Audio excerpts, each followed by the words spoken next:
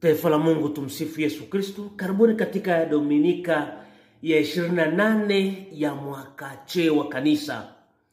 Katika Jumapili hii, Dominika hii 28, tajelea katika Injili ya Luka sura ya 17 aya 11 hadi ya 19. Masomo ya siku ya leo yanatualika kutafakari juu ya uponyaji, imani na shukrani. Katika somo la kwanza, nabii Eliya, mtu wa kweli, mtu wa Mungu, anamuongoza Naamani kujitumbukiza mara 7 katika Yordani, jambo ambalo linarejesha afya yake ya kumfanya mtambue Mungu wa Israeli. Zaburi ya Dominika hii inasherekea ushindi na rehema ya Mungu, ikiita dunia nzima kuimba wimbo mpya na kutangaza upendo wake mwaminifu.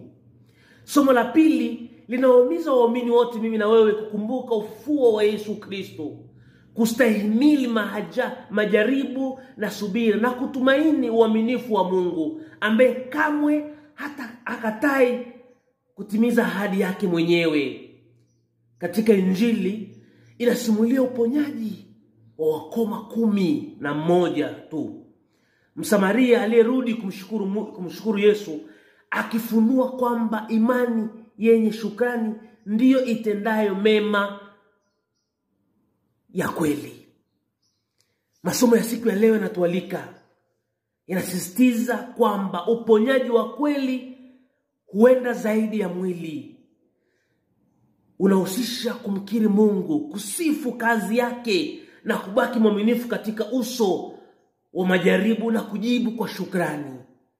Leo tunaalikwa mimi na wewe katika Dominika hii ya 28 ya mwaka C wa kanisa, tunaalikwa na hiki kipengele kinatuambia hakuna aliyerudi kumshukuru Mungu isipokuwa huyu mgeni. Tafakari ya siku ya leo juu ya uponyaji, imani na shukrani. Tuna swali la kujiuliza mimi na wewe. Ni mara ngapi tunatoa shukrani kwa Mungu kwa hiari au zaidi ya ibada au sala inayojulikana? Ni mara ngapi tunatoa shukrani kwa Mwenyezi Mungu?